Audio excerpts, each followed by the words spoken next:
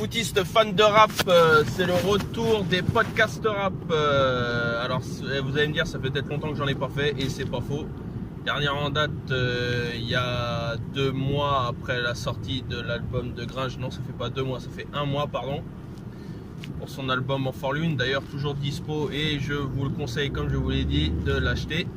Mais ce soir, j'ai envie de vous parler d'une légende du rap. Ça fait 30 ans qu'il est sur le terrain, qu'il a marqué les esprits de ses lyrics poignants, tranchants, mais qui demandent toujours à réflexion sur le monde. Également acteur et réalisateur, et là je parle des films Friday par exemple, ou son rôle dans Triple X2 et petite apparition dans le 3, ses rôles dans 21 et 22 Jump Street. Bon, je vais pas vous citer tous les films parce que vous tapez son nom, vous allez trouver. Je parle d'Ice Cube. Ice Cube, un des membres du célèbre World Most Dangerous Group, le groupe le plus dangereux du monde, NWA, Niggas with Attitude, les négros avec une attitude, avec Dr. Dre, Eazy, DJ Yella. C'était magique. C'est un mec qui justement a commencé comme ça, dans un petit groupe, avec MC Ren aussi, que j'ai oublié d'ailleurs, big up à lui. Ils avaient tout pour conquérir le monde, et lui, ça a été le premier à comprendre qu'il se faisait avoir avec ses contrats.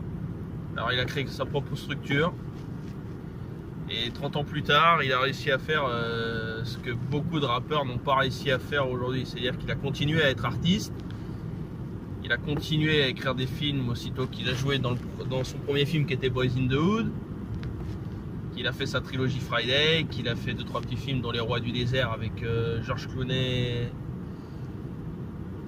Et qu'est-ce qu'il y avait d'autre comme film? Bon, la liste est longue, vous cherchez pas, même Mise à l'épreuve par exemple, que j'adore, avec Kevin Hart, Mise à l'épreuve 1 et Mise à l'épreuve 2, qui sont franchement lourds. Et bon, là on va revenir sur la musique, et là il vient de sortir, si j'ai bien suivi ce que les réseaux disent, en 30 ans, son 10e album solo. Et comme je disais, il y a NWA, il y a eu ses projets solo quand il a créé Lynch Mob. D'ailleurs, pour moi, l'un des meilleurs albums, ça reste America's Most Wanted, son premier album solo, album de 90 ou 91. Et pour l'un des plus récents qui aura marqué mon esprit, ça restera aussi I Am The West, avec le fameux I Rap The West.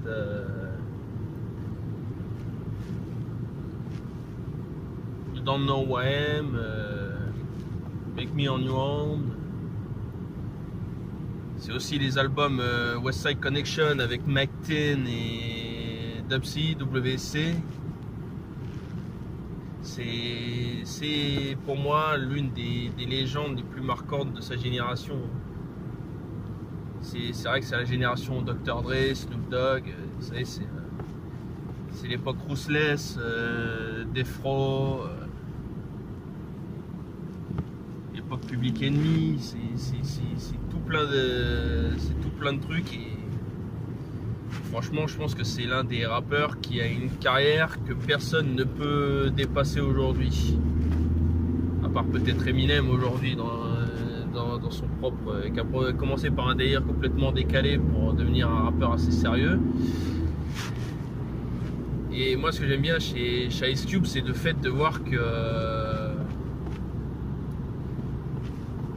arrive à passer toutes les étapes du rap. C'est-à-dire qu'il a commencé les fin des années 80 avec un truc assez funk, assez disco, dans les rythmes, je veux dire, hein, même si ça a été mixé d'une autre manière.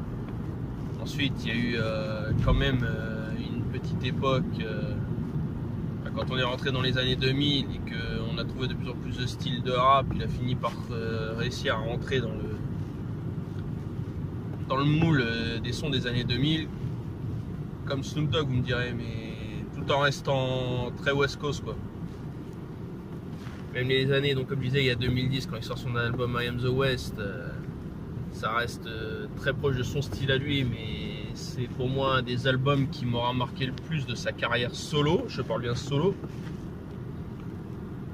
Et là en fait j'ai envie de parler de son dernier album qui s'appelle Everything's Corrupt, parce que je crois que ça a été le banger des bangers pour moi de cette fin d'année. C'est-à-dire que j'ai dit ça de pas mal de projets que ça pouvait marquer des esprits, mais alors là, celui-là, c'est la preuve qu'en 30 ans de carrière, le mec n'a commis aucune erreur. C'est vraiment, on retrouve sa plume, son style de musique.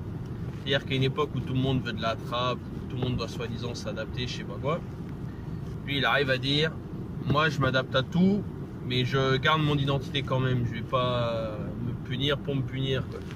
Je vais pas suivre les moutons, je suis un berger. C'est un mec qui a dénoncé le système toute sa vie et qui lâche, rien qu'avec la cover de son album, et puis même le premier extrait qu'il a sorti qui s'appelait Arrest the President, qui était une attaque on va dire personnelle et sûrement un message de la part du peuple.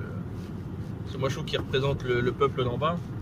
C'est quand même c'est un peu ce qu'Eminem a voulu faire, ce qui marchait un peu, mais qui marche mieux dans la bouche d'Ice Cube. Pourquoi? Parce que justement Ice Cube, il a cet avantage où il a vraiment passé toutes les générations, que ce soit les histoires avec la police, les histoires d'argent, les histoires de corruption, les histoires politiques où les gens se faisaient marcher dessus à cause des politiciens.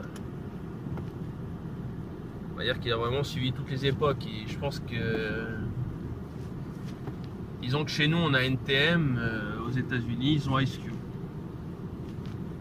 Et je pense que clairement pour 2018, fin 2018, là on ne peut pas faire mieux. Donc c'est un album en 16 titres, sachant qu'en bonus on a un son qu'on peut trouver également dans l'album des 25 ans de son projet. Je sais plus d'ailleurs lequel c'est, et ça me fait chier parce qu'il est sorti l'an dernier. Un son qui s'appelle Good Cop Bad Cop, donc si vous cherchez d'ailleurs sur internet il y a un clip, et franchement c'est poignant, ça prend au trip. C'est le genre d'album où on se dit, on n'a pas l'impression d'être en 2018, mais ça frappe, ça kick pour de vrai, il y a quelque chose qui va loin. C'est un vrai projet, et je pense que Ice Cube aujourd'hui arrive à prouver aujourd'hui qu'il aura tout réussi. Il a même réussi à sa manière à faire de son fils, s'il a quand même deux fils, dont un dont on n'entend plus beaucoup parler, c'est dommage parce que je pense qu'il aurait pu faire quelque chose aussi, et qui a réussi à pousser l'un de ses fils à devenir acteur au point que c'est devenu une passion pour son fils, O'Shea Jackson Jr., qui lui se propulse petit à petit au sommet du ciné, quoi. C'est-à-dire que malgré qu'il porte le même nom que son père, il a une image plus jeune, différente, et disons que ça prouve qu'un père, quand il est toujours derrière ses enfants, il peut aider, il peut s'assurer de la réussite de la vie personnelle et professionnelle de la chair de sa chair. Et donc moi je vous le dis, pour en revenir à ce projet, donc il y a 16 titres, et il n'y a même pas besoin de les écrire, parce qu'en fait finalement vous écoutez son album de 2010, vous écoutez un de ses albums d'avant, c'est du Ice Cube tout craché. Il n'a pas trahi son art, il n'a pas trahi sa façon de rapper, et je pense que s'il y a un album, vous pouvez mettre 13,99 aujourd'hui, parce que bon, à moins que vous le trouviez ailleurs moins cher, dites-le moi, ça peut toujours aider, parce que je l'ai streamé pour l'instant, mais je compte bien l'acheter quand même, parce que j'estime qu'un bon album, quand tu l'as aimé réellement, que tu te le saignes, tu es obligé d'avoir l'objet, parce que ouais, bon, personnellement j'ai un problème avec les streamings, mais bon, c'est personnel. Et moi je vous le dis, si vous voulez,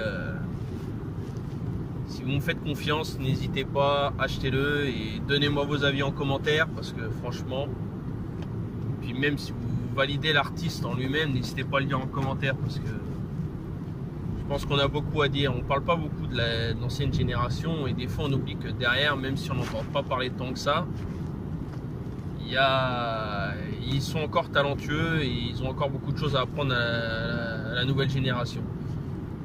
Bon, ce qui ne veut pas dire qu'ils sont tous forts. Regardez l'album de Cypress Hill, je voulais faire un podcast dessus, finalement je ne l'ai pas fait. Pourquoi? Parce que je me suis emmerdé à écouter les sons.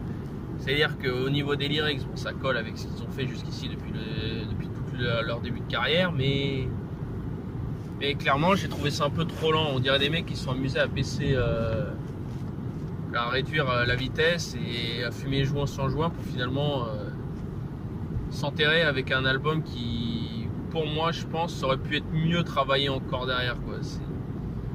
C'est dommage parce que ça a annoncé du très très sérieux. Maintenant, voilà, pour en revenir à Ice Cube, si vous n'avez pas écouté ses anciens projets, n'hésitez pas à les écouter. Moi, je vous conseille, le mec est très très fort et je pense que dans l'ancienne génération, il est au moins dans le top 3, c'est une certitude. Bon voilà, pour moi sur ce sera tout. Merci à ceux qui auront regardé ce podcast rap. N'hésitez pas à lâcher un pouce bleu si vous validez, un pouce bas si vous êtes contre mon avis, un hashtag on s'en fout parce que ça marche sur toutes mes vidéos. Et comme j'ai dit, n'oubliez pas de laisser un commentaire hein, si vous avez aimé ses films, si vous aimez sa musique, si vous avez des préférences pour certains de ses sons, n'hésitez pas à les dire en commentaire aussi. Et puis on se retrouve très vite pour un prochain podcast rap, en espérant que je trouve un album assez poignant encore pour en parler. D'ailleurs, il y a un podcast que je devais faire avant mais que j'ai complètement zappé mais qui arrive par la suite, c'est l'album de Token. Parce que oui, Token, le jeune rappeur considéré comme l'un des futurs successeurs d'Eminem sans problème, est revenu avec un projet qui s'appelle Between Somewhere. Et je pense que ça va être très court comme podcast, mais je vous en parlerai prochainement. Donc voilà, sur ce, merci encore, passez une bonne soirée et on se retrouve très vite pour un prochain podcast rap. Tchouka tchouka.